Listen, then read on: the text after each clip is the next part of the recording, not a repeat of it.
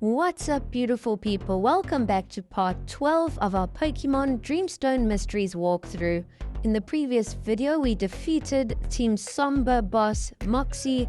We got teleported to the ancient city through the Dreamstone, where we found Aerodactyl and the ancient Pokemon Koraidon.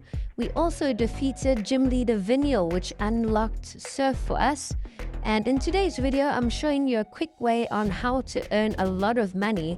If you do a bit of mining, you can find some really valuable items like these star pieces. You can sell them for 6,000 Pokemoney each. And there's a whole bunch of other items like an iron ball, which you can sell for 5,000. So if you're looking to make a lot of money really fast, go and do a whole bunch of mining and sell whatever items you find. We are also going to get to surfing in today's video. We can explore so much more of the areas that we have missed now. We can go back and surf our way all over the show. And we also pick up an item in the last video that allows us to fall through any cracked ground. And that's exactly what we're doing now. We're going back to Mount Myro, where we did find that little area with cracked ground because there's an important item for us to collect there. I'm going to show you exactly how to collect all the items. And there we found the cracked ground, and it's dropped us into a brand new area. There's a little ice puzzle here where you have to ski across, slide across, and try and pick up this little item. This item is super important. It's a sapphire. There's 3 rocks that we need, a sapphire, a diamond, and there's one more. I don't know if it's a ruby, but I'm going to show you how to get all 3 of them, and they're super important. Once you get all 3 of them, you can challenge a legendary Pokemon. So definitely go and pick up that sapphire. Now we have used the Drifblim to go back up to Winterlily City, and we are surfing across. We found another little statue there, and now we're going to surf across all of these little lakes. It's like a maze almost. And we found a Dreepy here. It led us to this cave, a little grotto, and it looks like we have found Blastoise. And there's also Dreepy and Dragapult here. And Blastoise has been injured, so we give it a hyper potion, and that heals it. All the Dragapult and Dreepy disappear, and Blastoise is there now asleep. So we have found all 3 of the starter Pokemon sleeping. We have found Charizard, Venusaur, and now Blastoise. We're still unable to wake them up, but hopefully we'll be able to wake them up soon and challenge and hopefully catch them. But now, continuing exploring, we have found the final Ranger Institute, and this is an important one because we had to deliver some items here. We chat to everyone and the main scientist, and we give him the package. He then promotes us up to the next level, which is really nice. And he gives us another little mission for us. So he offers us a Mega Stone as well as a reward. We're definitely going to go with the Charizard X. That's the blue Charizard, I believe. It looks absolutely epic. But now we're going to go to the 2nd floor of the Ranger Institute. And here's an important thing to note. These 3 scientists are looking for these 3 Pokemon. And I did mention it earlier in a previous video. You need to have an Orbeetle, a Toadstool, and also a Shinotek. So that's the next little side quest, to get all 3 of those and put them in your party and then come back and show the scientists. And this other scientist in here has some amazing attacks you can buy from him, some cool TMs. Definitely check that out too. But now we're going to try and complete that little side quest for sure. And as we exit the institute, this guy tells us that Tauros can actually transport us to the other Ranger Institutes instantly.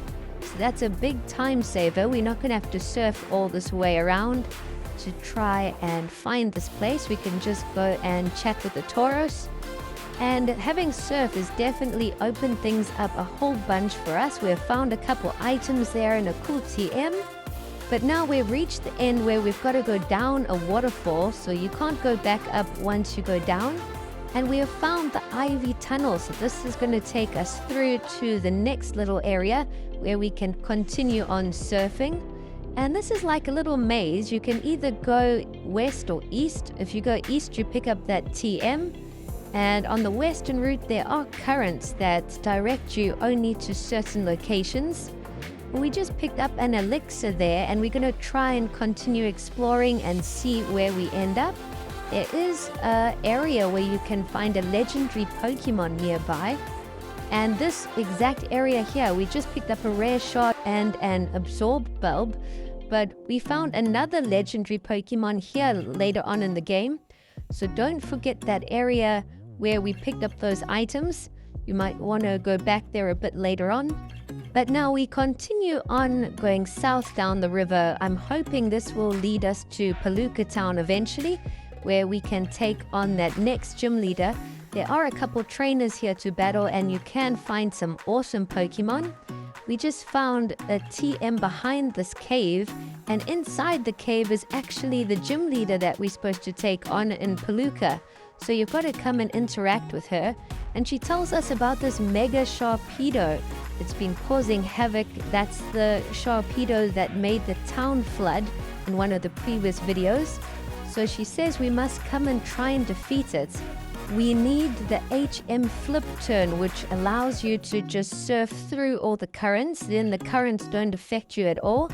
So I think when we defeat her, we'll unlock that HM, and then we can come and defeat that Mega Sharpedo and hopefully bring some peace to the area. And now we've made it all the way back to Palooka Town. There is the gym. So that was quite a fun journey going down the river and battling all those trainers and finding all those items. But another thing that you need to keep in mind is that Mega Sharpedo is holding an item called a Life Orb, which is a pretty strong item, and it's the only one that you can find in the game. So we're going to show you what to do with that in one of the next videos. You can't just defeat Mega Sharpedo, but you want to try and get that Life Orb. And now we've made it back to the Ranger Institute after delivering the package to the other headquarters. We are now just going to try and explore the areas that we haven't been able to reach using Surf. There's a lot of items to pick up. Now is an awesome time to try and work on some of the side quests as well. If you haven't, try and catch those 3 Pokemon for the next Ranger mission. They were Orbeetle, Toadstool, and Shiinotic. If you haven't got those, definitely go and catch Blipbug. I think it's around Route 2 or 3. Toadstool is near the Ranger Institute here where we are currently. And Shiinotic we could find in that forest near where Rolt was teleporting away. So those are the 3 locations you need to go and catch those 3. We are surfing around and we just found another statue as well as a rare shard. And here we've just found the item trash. We're going to show you what to do with those trash items. You can go to the sewers. There's a muck there which will take all of that trash and give you an ability capsule or an ability patch, which are pretty useful in this game. They can make a huge difference in the really tough battles. And we're also going to try and get the diamond. We picked up the sapphire earlier on. We're going to try and get the diamond next, and then we've just got the ruby to go and pick up. We've made it back to the sewers, and there's also some really valuable items you can buy here to evolve certain Pokemon. But first we go to the muck and give him some trash, and he gives us more of those ability capsules which can change your Pokemon's ability to another ability or a rare ability. And we also came and bought a Razor Claw. It's 15,000 Pokemoney, which is quite expensive, but I did show you in the beginning of the game that if you do some mining, you can sell those items for a lot of money. I did some mining for around 20 or 30 minutes, and I think I sold all the items for almost 200,000 Pokemoney. So it doesn't take very long, and you can get a lot of money to buy any expensive items. Now we have just backtracked all the way back to the beginning where these rocks were blocking the statue, just to tick that off the list. And now we're going to use the Driftplim to go back to Galecrest City. There was a little side quest we did earlier where this woman had her pearls stolen, but if you actually go and chat to the man afterwards, he will give you the diamond, and I completely forgot to do that during that side quest. We battled and got her pearls back, and she rewarded us with an item, but I didn't speak to the man in green there. When you go and chat to him, he will give you the diamond. So we've got the sapphire and the diamond currently. But now we can finally take on the next gym leader.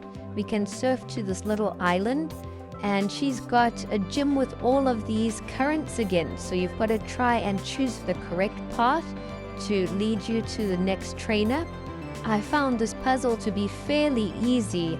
I don't know if I just got lucky, but you've just got to try and follow the currents that lead to the next trainer to battle.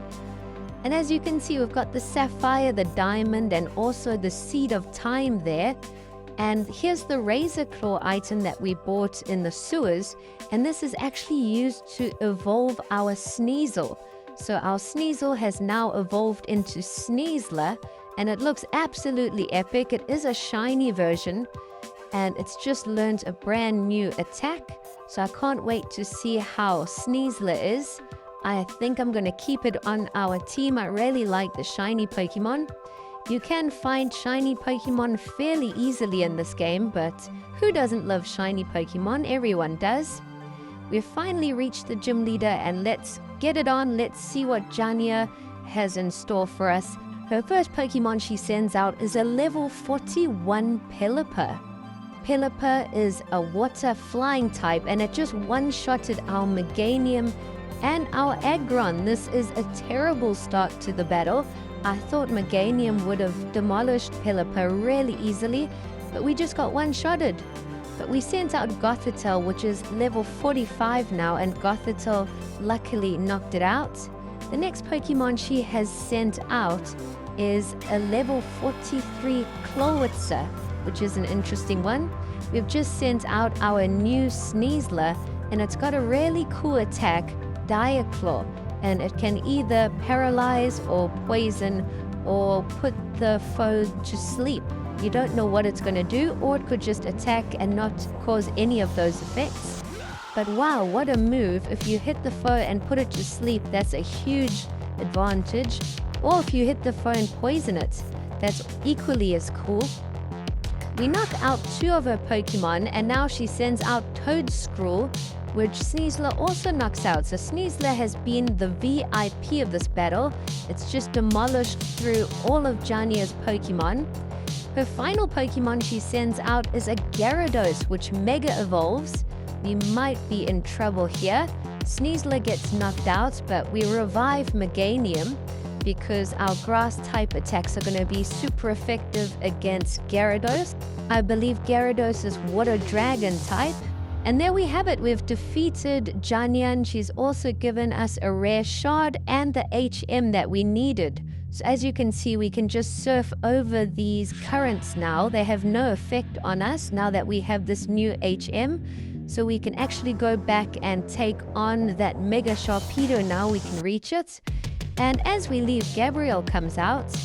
And surprisingly, she tells us that she's taking on the gym challenge. She's been getting all the gym badges, and she said she'll meet us at the final gym, which is just south of Palooka. So we're going to try and make it to the next town in this video, and then we'll explore it in the next. There are a couple areas to explore here with some cool items and things, but I really just want to make it to the next town now. There are a lot of trainers to take on here. If you need to train up your team, now is an awesome time. I really like the story of how Gabrielle was in Team Somber, and then she helped us and got kicked out, and now she's doing the gym challenge. So hopefully we'll take her on in the Pokemon League or something.